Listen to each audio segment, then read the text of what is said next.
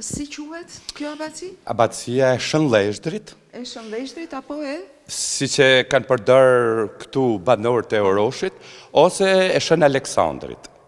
E kuptova. Dhe kjo kur është ndërtuar? Dhe më thënë, bas asaj të viteve 1300, kjo këtu poshtë? Këtë e ka ndërtu në këto themele ku jemi edhe sot, ku ashtë edhe sot kisha Oroshit, e ka ndërtu Abadosi. Datën nuk e maj men fix, por në kone partis punës ashtë shem, ashtë prish, ashtë djeg, dhe e ka rindërtu në 99-ën, 1999-ën, e ka rindërtu Padre Giuseppe Ferrara, në ato themele të kishës vjetër. Dhe me ato përmasa. Po. Eksaktësisht si qka qenë. Si qka qenë. Këtu njerëzit janë largu. Kanë hikë për arsye ekonomike, sa në migracion, sa në zonat poshtë, dhe tani kanë ngellë shumë pak, por këta që vinë për mesh, çdo të diel. Mesha thuhet çdo 2 javë faktikisht, sepse është edhe në kisha tjera, prifti që shërben Padre Mikeli, që shërben edhe këtu, ka dhe kisha tjera, dhe çdo 2 javë i vim për mesh. Jemi në kishën e Oroshit. Është kjo abaci ka që rëndësishme për këto zonë, dhe që ka qenë historikisht shumë e rëndësishme. Jo më kot, Mirdita dhe kjo zonë është quajtur si bastion i katolicizmit.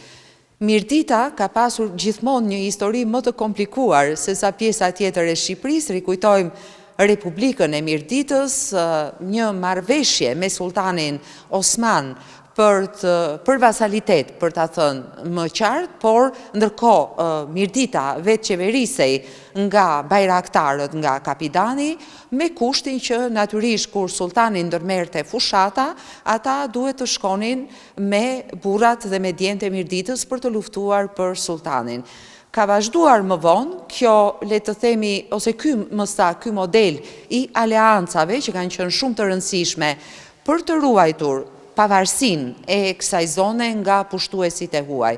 Por edhe mbas viteve 40, kur komunistët marrin pushtetin, Mirdita njihet si zona e cila ishte më antikomunistja. Komiteti i Maleve ishte shumë me ndikim këtu, dhe ndodhen një numër, le të themi, zhvillimesh në atë kohë, që ishte para Mirdita u morë me forcë nga qeveria Enver Hoxhës, natyrisht pati viktimat e veta, u persekutuan shumica e banorëve të Mirditës, patjetër familja e bajraktarit, u vra edhe Bardok Biba, i cili ishte zyrtari më i lartë komunist i zonës.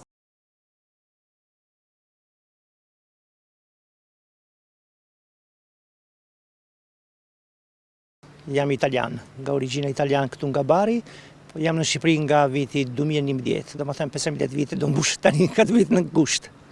Si e ke mësuar gjuhën shqipe, Padre? E kam studiu, kam lexuar, njerëzit më kanë ndihmuar, më ka pëlqyer që nga fillimi në fakt gjuha shqipe dhe kam shqiptuar, kam lexuar, besoj mjaft mirë. Gjuhë e veçantë, po? Po, gjuhë e veçantë, vërtet.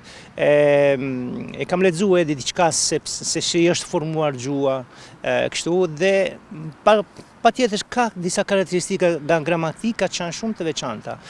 Por mua gjuhë shqipe më tingëllon fort mirë. Më pëlqen një gjuhë muzikore, dhe më qenë ka një farë muzik, harmonik.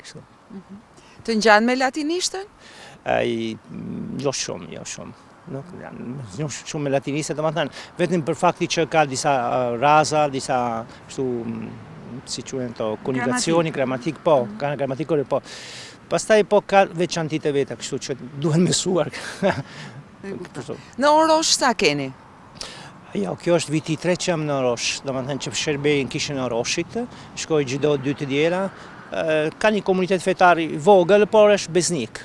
Dhe është një kishë shumë e madhe, shumë e rëndësishme për Mirdit, jo vetëm, sepse po shikojmë me kështu thellësi çështjen, do të themi që Kisha Oroshit është si një identitet fetare për katolik në Shqipëri. Pavarësisht faktit që këtu në Mirdit ka edhe një nxitje kulturore, shoqërore të shumë të rëndësishme. Abati ose Kisha Oroshit ka qenë edhe ndërmjetësues për aplikimin e kanunit, për shembull. Bie që feja dhe kultura janë bashkuar dhe është diçka që vazhdon gjithmonë. Kështu që Kisha Oroshit është një monument, që quajmë kështu, fetar kulturor shumë rëndësishëm dhe jo vetëm për Mirdit.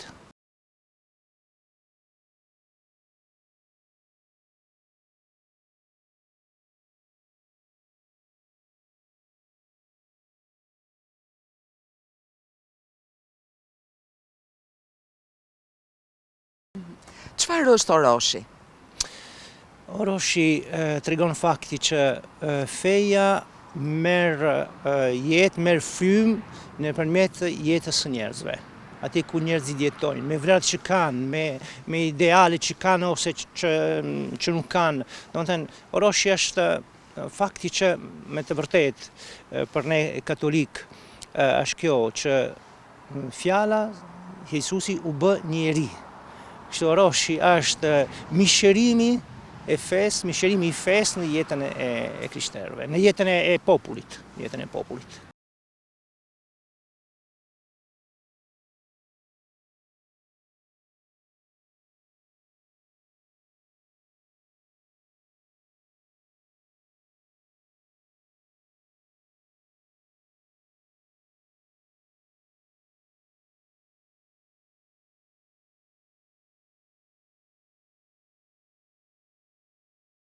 Kështu shumë njerëzit janë larguar edhe nga Oroshi. Edhe pse me keqardhje, them unë, sepse I kam taku disa që flasin gjithmonë për vendin nga origjina, nga ku vinë, e thonë ne për shkak të halleve jemi larguar, por zemra jonë është këtu në Orosh. Ka edhe një monument, ashtu si kam thënë më parë, që është abacia e Oroshit, që pavarësisht bukuria e vendit, duhet promovuar ajo abaci, sepse mund të tërheq shumë turiste, shumë vizitorë, dakor. Dhe vendi edhe ka nevojë për këto investime, themi kështu. Do të ishte vërtet mirë që kisha të vlerësohet. Në fakt, janë disa që vinë vizitojnë, por qëndrojnë pak të zhgënjur pastaj, sepse duhet punime, duhet mipritje, duhet dikush që të tregoj historinë. Kështu që në qoftë se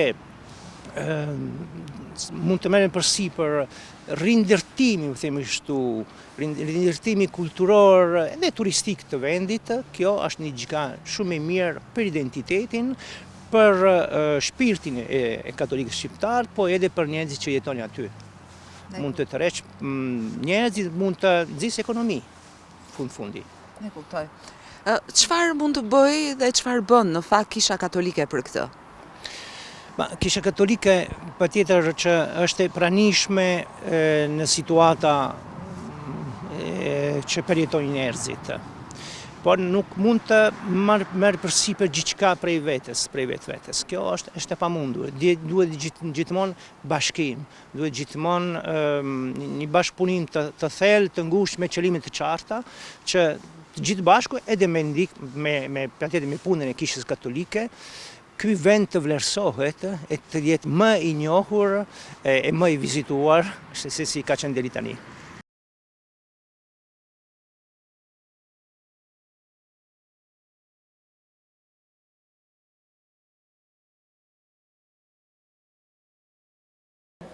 Më trego pak për emigracionin, si ka qenë për ty?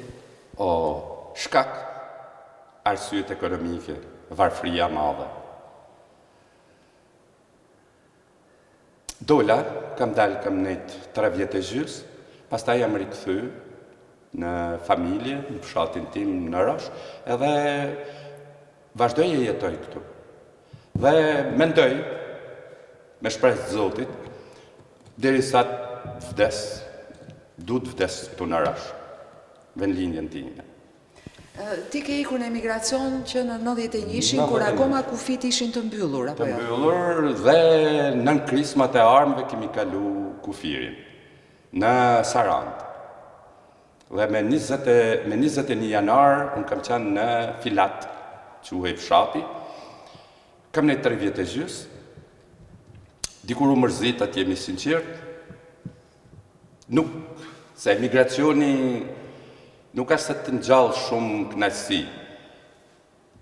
Halli, problemet ekonomike, patën detyru për të shku atje, por dikur u mërzita dhe erdha në familje.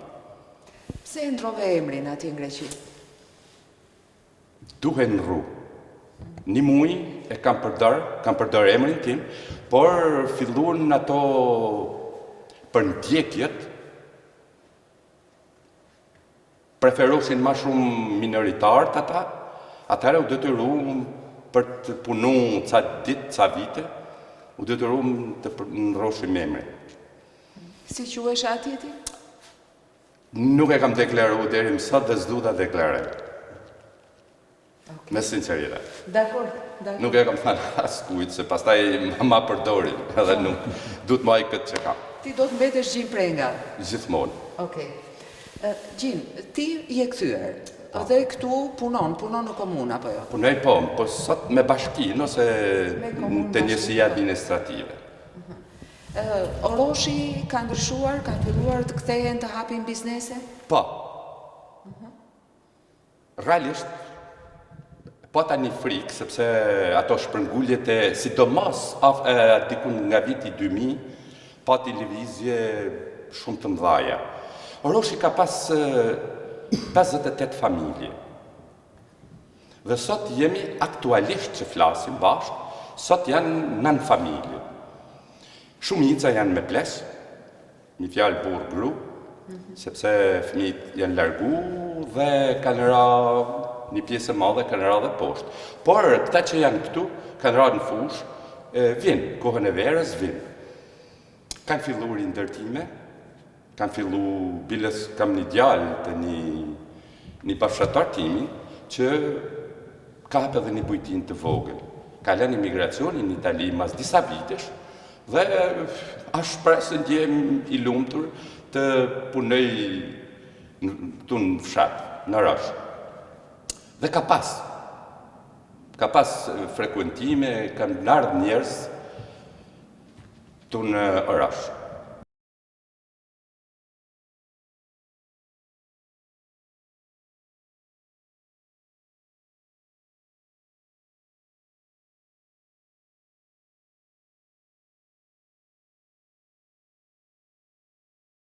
Abati i Mjerdidhës, Abat Doshi, pran Doshi, dhe kur ka vdek, ka qenë dëshira e vetë për të varros këtu në kishën e Oroshit. Edhe është këtu? Edhe eshtat e Abatit janë këtu poshtë saj pllakës.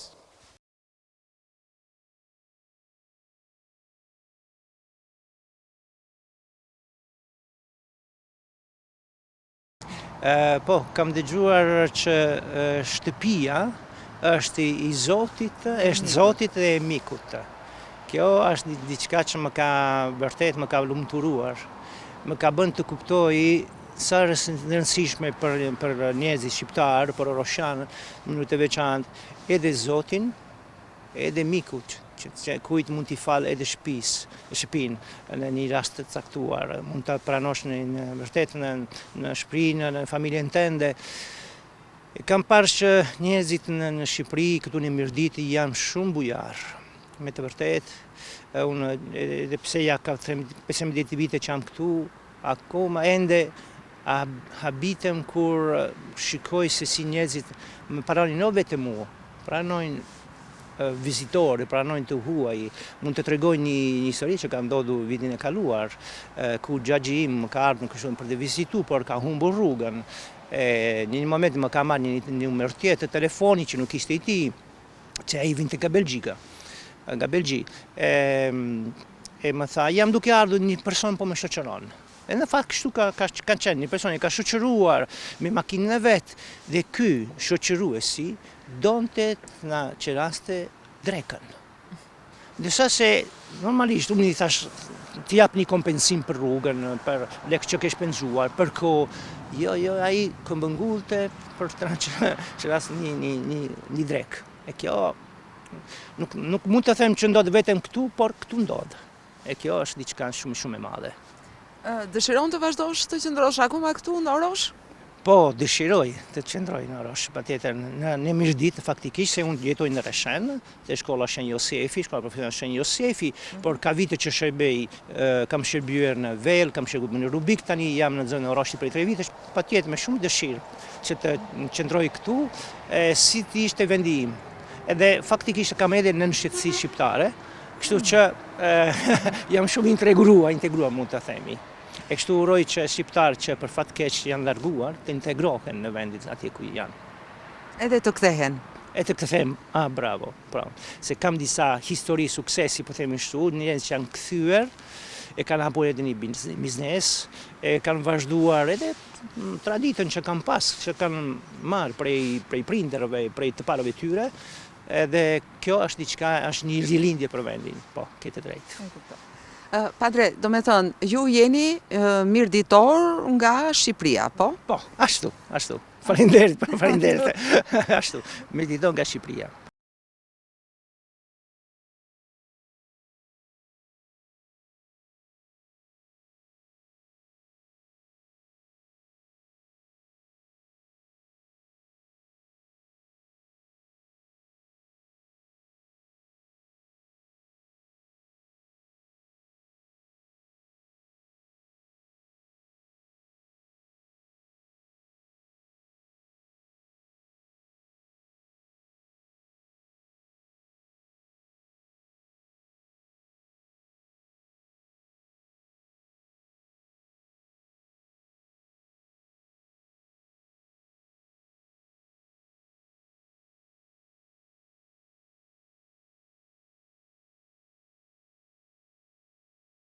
Këtu jemi në një nga kullat e Oroshit.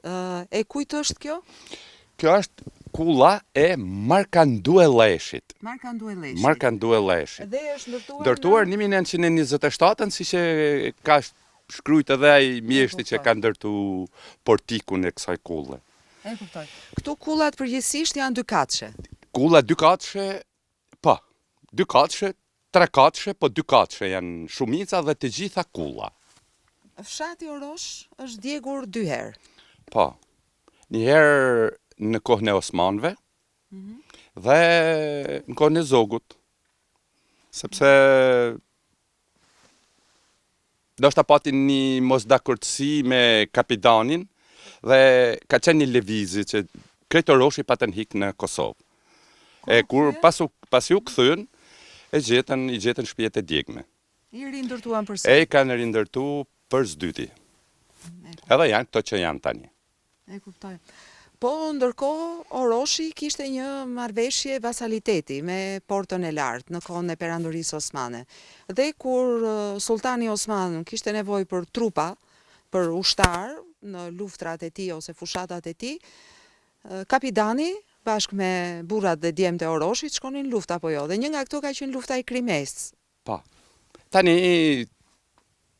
në dijenin time, unë mendoj se kjo ka qenë ma shumë një arsye ekonomike, jo shumë vasalitet. Por, detyrimisht, kapitani, për shkak të influencës që ka pas në Mirdit, në Rosh dhe në Mirdit, ndoshta i adasht kjo marrëveshja me sultanin, sepse kishte nevojë për ndihmë financiare. Por, diçka shumë e vërtetë, se mirditorët kanë marrë pjesë në luftën e Krimes.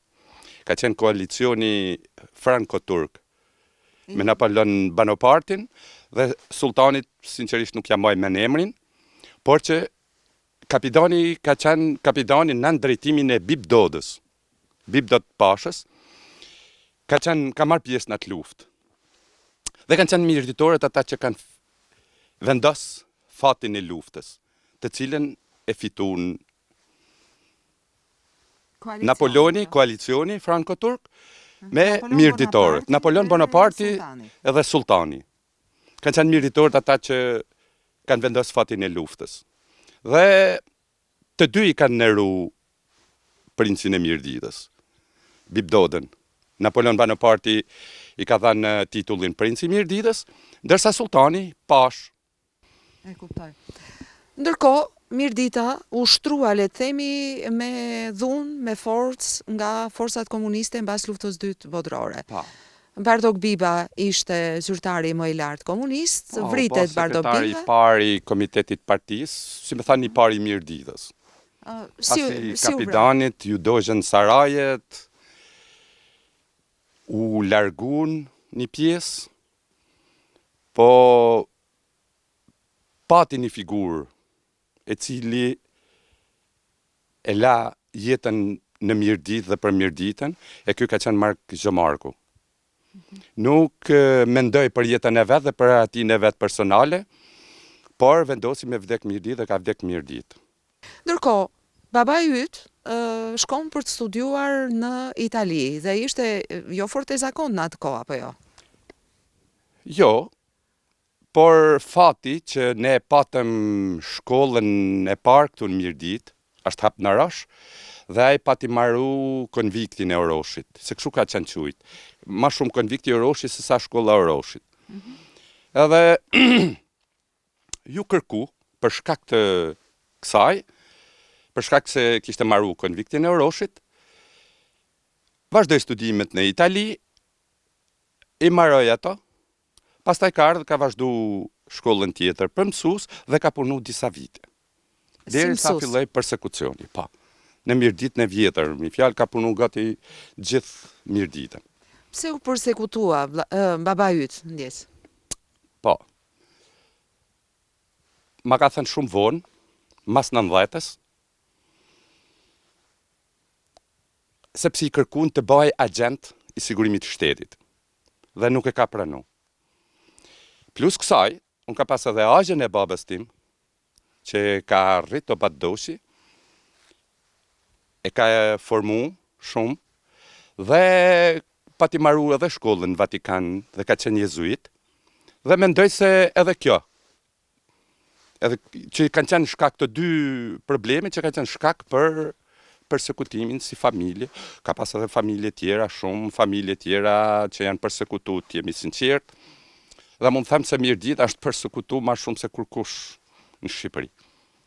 Por edhe Mirdita rezistoi ndoshta më shumë se gjithkush në Shqipëri?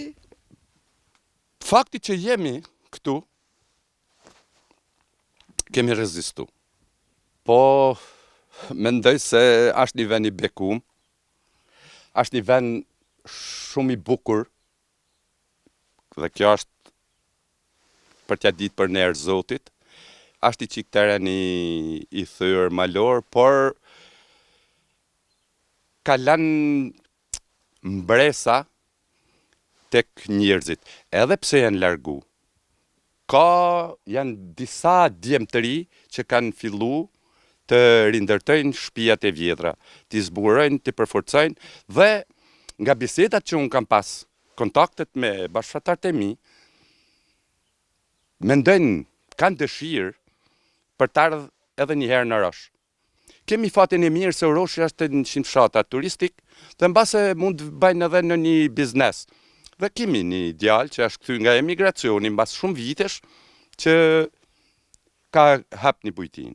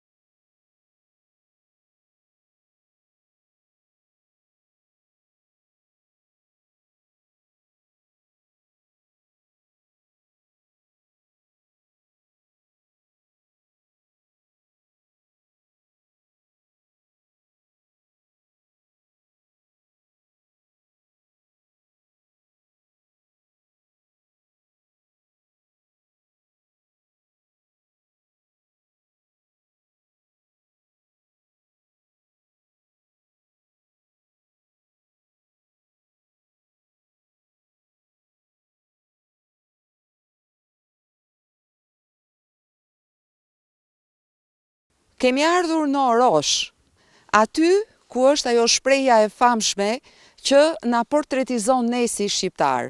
shtëpia e shqiptarit është e Zotit dhe e mikut, ashtu si thoshte kanuni i Lek Dukagjinit.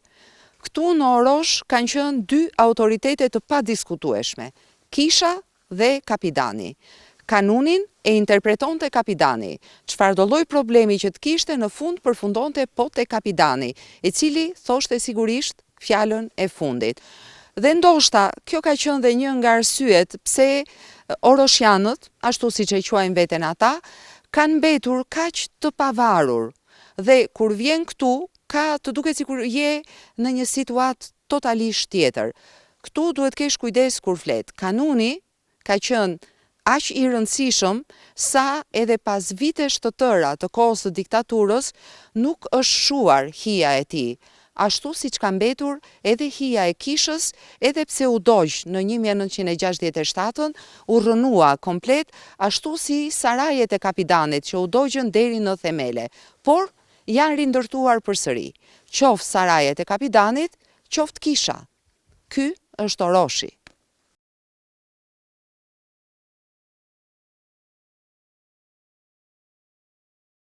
Dikur, emrat e baballarëve bëheshin mbiemra. Për shembull, mund të thuhej Marku i Ndues ose Ana Sjelltas. Dhe në fakt, ajo që shohim këtu është pikërisht kjo. Ky është mbiemri, është Marka Ndue Leshi. Në fakt janë tre breza, Mark, Ndue dhe Leshi. Kjo është, le të themi, vila e gurt atë kohë apo kulla e gurit e Marka Ndue Leshit dhe është ndërtuar në vitin 1927. Siç na thanë banorët këtu, fshati është djegur 2 herë, një herë nga osmanët dhe më pas nga mbreti Zog, i cili pati konflikte me Kapidanin. Dhe si duket, ky ndërtim i 1927-s është i kohës së pas djegjes nga mbreti Zog. Ndërkohë, kulla tjetër, që është përsëri një kullë dykatëshe, është kjo dhe e ka të gjitha shkallët, portikun, këtë derë apo port asaj kohë që ka mbetur eksaktësisht siç ka qenë atë kohë e drurit, dhe është vërtet shumë interesante, sepse kur e sheh këtë, koha ka ndaluar në këtë portik, në këto shkallare, në këto sofa, dhe po të mbyllësh syt, do të shikosh mirditoret me ato veshjet e tyre të bukura tradicionale, duke hyrë e duke dalë në këto kulla. Dhe natyrisht, ata burra të gjatë, të cilët ishin jo vetëm për luftë, por për luftë dhe për paqe. Sigurisht me kapedan shumë të mençur në krye, që dinin të bënin aleanca për të ruajtur etninë shqiptare, por edhe fenë e tyre, siç ishte në atë kohë dhe siç vazhdon të jetë sot e kësaj dite. Jo më kot, Mirdita quhet bastion i katolicizmit.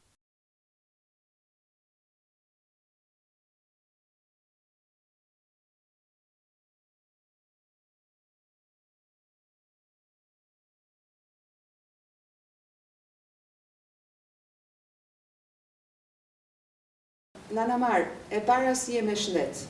Mirë, zhina. Tensionin e kam, po jam me lashe. Jam me lashe, ka 6 kokrën dit, e më gjest e më dërk. Sa vjeç je, Nana Mar? Jam 76 vjeqe. Këtu ke jetu në Orosh, tanë jetën, po? Tanë jetën në rëh. Tanë jetën në rëh, po. E me qaj e marrë këtu në Orosh? Me bujqësie, me shëhton, nëherë kemi qenë në kooperativë për para më kooperative, me mrapa u hëq kooperativa. Nuk kishim punë atëherë, veç punë këpijake, shëhton. Ka qenë e lodhshme shumë besoj në atë kohë? E lodhshme. Me barë më shpene. Buke pa, buke. Me lodhje kemi rritë të këllë me shumë me lodhje. Po, tash i mirë. Tash i mirë, tash vish nuk kemi takat me hangër. Nuk kemi takat me hangër, tash i mirë i mirë. Djali ka shku në Kurbet, po? Në emigracion? Djali ka shku në Kurbet, ata kam me Gjermaninja, kam me familje, po me 2 kalamaj, me grue, vetë. Këta kam me familje në Italije, kote 2 vjetë si ka për punë, për demek me hap një punë, me ashtu. Po s'di që po bëndra, ki shalla vesh. Do me thënë, djali është këthy, po? Po, a familja në Itali, familjen e ka në Itali, e ka s'ke, ka... Ky vetë është këthy. E ka hap këtë restoran Ka hap, ka hap dhe me për me, sa mos me një të pa punë. Po, se ka të 2 vjetë ka ardhë me rregullu dokumentat, me ba një punë, një punë, po se di që po banë. Nuk di që po banë. A je e knaqur ti që është këthy? Pa knaqme o, knaqme bëllmo, vetëm nuk rohet dhe që me bëllmo, po. E knaqme bëllmo, keme t'i heci puna, merë, po se di apo i heci puna, jo. Nana Mar, kur të tha djali që do shkonte në emigracion, si t'u duk ty? Mu duk vedja shumë hume, mu duk vedja. Shumë humja. E qëfar i the djalit? I thërë djalit më hiki, më shko, po punojme, po jetojme shumë, sikur kim punojme për para, për shemull, po jetojme, po punojme. Merë po i non, nuk mund rejmë fukara për herë, nuk mund rejmë për herë, nuk kam ku me punojme. E dytëronat herë me shkue. Vake, vene pa vene, e ullë pa ullë, me natë me ditë. Me natë me ditë kanë shkue të met rrugave, të met kanaleve, të met ullëve, pa buk, pa zhën, pa hish.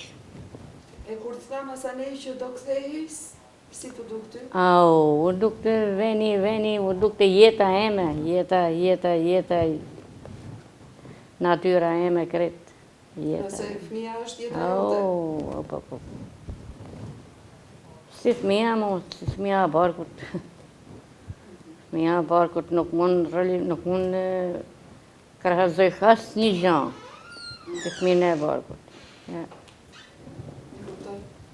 Nana Mar, a shkon çdo të dielën kish në mesh? Po, shkoj, po. E ke me shumë rëndësi që me shumë Po, e kam me shef. E ke me shef? E kam me shef. Për çfarë lutesh ti atje? Lutem për kalamajt e mije, për njerëzit, për shemull kush ta doje fejnë, kush ta doje nuk në për të në një zëtë. Po, lutem. Për vetje,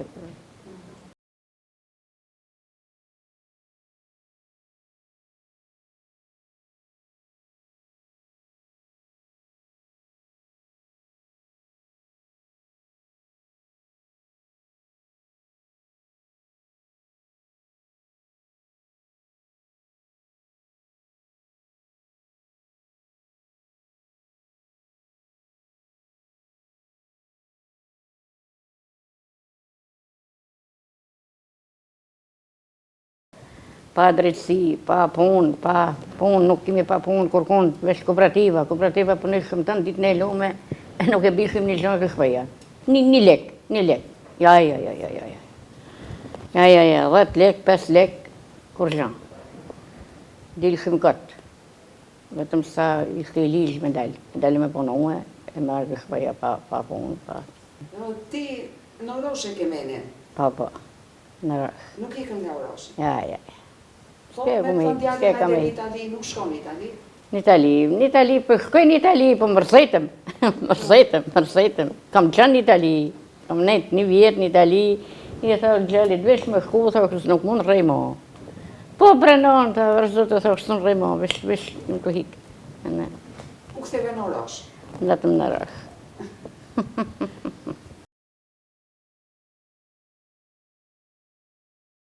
Qëtë Kopa Testa. Po kjo për qa përdoret? Kjo bëhet me mishin e kaptenës Zerët. Zihet 3 orë dhe insakohet në butelën. E kupton. Për qa i përdor këta, apo thjesht si proshutë? Kjo përdor për meza, është kjo për shumë për të feta. E kuptova. Kjo? Është kachatore.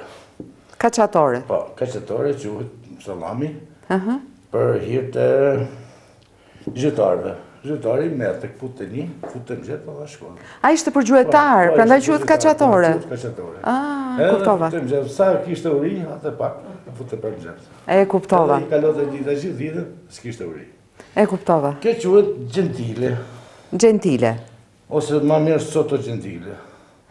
Se gentile janë më të mëdhaj, Ne kuptova. Me qa bëhet? Kjo bëhet me mishderi, edhe ka për masat e veta, me graso, me panceta dhe me mishin. Me salo, me dhjamin e derit, po? Me mishin e derit. Me mishin, po dhjamin e përdor këtu? Ja. Nuk e përdor, vetëm mishin. Mishi i bardh edhe kush. I bardh dhe i kush. Edhe për qa i përdor ti këtë? Edhe kjo përdorot. Si proshut? Si proshut, me feta, me bashkëpaninë. E kuptova, e kuptova. Kjo tjetra, gjithmonë ke salami, quhet kotekino. Kotekino? Po. Po emrat i pas kanë gjitha italiana, po nga atje i ke... E kuptova. Flasim për eksperiencën si kena ma. E kuptova. Kurse ke zhona tonë, do të kalim dhe ke zhona tonë. Kjo zihet 3 orë. Kjo bëma 50 me 50, bërkur në derit dhe mish të zjedhur. Edhe kjo hajt me grosh me fasule, hajt për dimër. E kuptova. A shumë grasë, po ka grasën e pasër.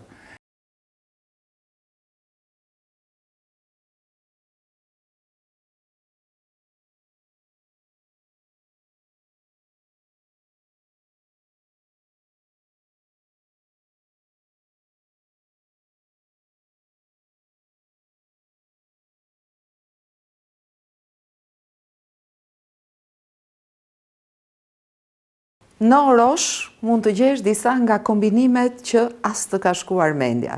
Përveç kësaj tavoline të mrekullueshme, shikoni këtu, në krah të tavolinës, një piano e vjetër dhe mbi të vegla tona muzikore tradicionale, çifteli, sharki, një çifteli tjetër, kitara.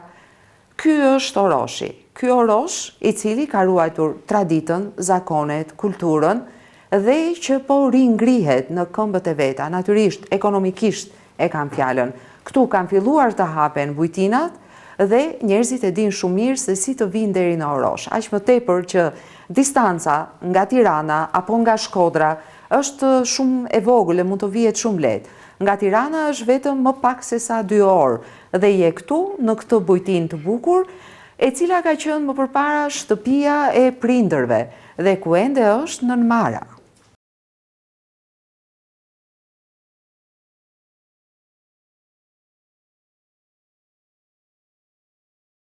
Kam jetu 24 vjetë në Itali, nga që fëmijët janë rritë, thash, do kthehem të përgatisë në gjëna edhe për fëmijët, që ose dhe zoti kthehen dhe ata.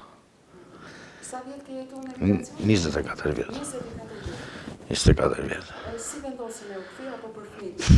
Po, thamë drejten, kemi nostalgji. Nostalgjia venit tanë. Edhe jo unë, po shumë emigrant, kërkojnë të këtojnë vetëm se kanë fëmijët e veqë. Unë kam shumë shok. Si thot, atë ditë si fëmijët stabilizohen, me punë, unë do këthem. Po, fati që unë u këtheva dhe me janër. Duke pa dhe reformat si mori qeveria Rama për emigrantët, për të këthy në malet, edhe paketa maleve, unë nuk ka paketa maleve, kam marrë pak para, kam marrë i pronë shtetit, zonave të mbrojtëra, kam marrë me qira, kam marrë dhe linjën ndërtimit, tash s'pres bardhin dhe do njëtë masipër. Do njëtë ma tje ku ka borë, edhe do rri 12 muaj gjithë vitin, do rri atje. Pra ti, planet i ke që përveç kësaj Pa, të ndërtosh kjo është hap spontan, po, nga vënesa, se burokraci ka. Nuk ka në Shqipëri burokraci, ka kudo. Po, diku ma pak, diku ma shumë. Edhe, thash, kushtet i kena, shpinë e babës, që kena kontribu me vlajnë, 15 vjetë, 20 vjetë e më kërë shpi, thash të provej vetin, edhe t'jap dhe i disha, fshatit tim. Se pos pa televizi, që gjë është të dekur. Ti merë këtu nga fshati? Të gjitha, produktet gjithat nga fshati, i kena nga fshati gjitha. Produktet e para, tham mishin, djathin, klynin, gjalpin, se në bërë klyni, tham geg. Edhe i marim fshat, I marim shpresejmë që të dhe i punë. Po, fëmijët, vllai, dikush, pra është i kontribut, e quj vetën, i kontribut sa do i vogël, absolutisht. Unë do them i shpreh se kam mësuar në Itali. Julius Cezar lodhi poplin dhe i tha, nëse ne e duam Romën, Roma bëhet më e madhe. Pra, nëse gjithë emigrantët tonë, kudo, çdo lloj fshati, e duan vendin tanë, e duan vendin e vet aty ku kanë lind. Rigjallërohet. Shpopullimet ka qenë me miliona vjet, me mijëra vjet kanë qenë shpopullimit, lëvizjet, po edhe këtu ndodhi lëvizja. E pa kontrollume, s'kishim dhe eksperiencën e duhur, po ndodhi. Tani, ç'a duhet? Ne kena marrë eksperiencë nga emigracioni. Edhe du ta bim këtu. Që gërshetojmë ushqimet tona me atje ku kena punu. Gërshetojmë shumë gjana se emigracioni t'jep eksperiencë. Dhe më për këtë paketën e molim, unë du t'a falenderoj personalisht zotën kryeministër. Personalisht është njeriu me vizion. Nuk s'merrem me politikë. Politika jonë është ai që t'jep vizion, ai që të thot, hes këtu, e malin kthej bujtina, kthej, pra, ai marrë punë me detin, shpresoj tani a këtu ke malet. Edhe për mua është në reformat më të mëdha që ka marrë ndonjëherë një qeveri shqiptare. Nuk merr me parti, s'jam as i partia ime është ai që t'jep punë, t'jep orientimin, ajo është partia jote. Po, kur isha atje, 24 vjet, për çfarë të merrte malli më shumë për këtu në Rosh? Po, ç'a them unë, çdo lloj rruge, bile sot kur i janë sa rrugë mbyllur nga ferrat.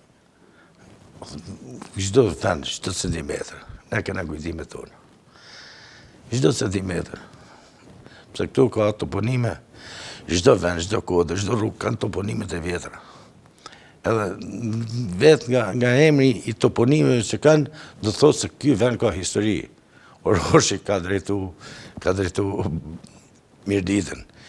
Pa Mirditë s'ka Shqipni.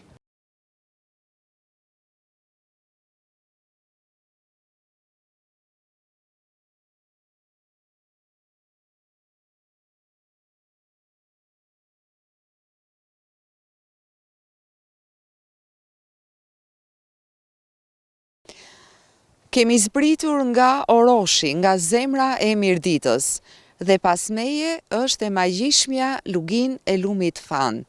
Është një nga mrekullit e veriut të Shqipërisë.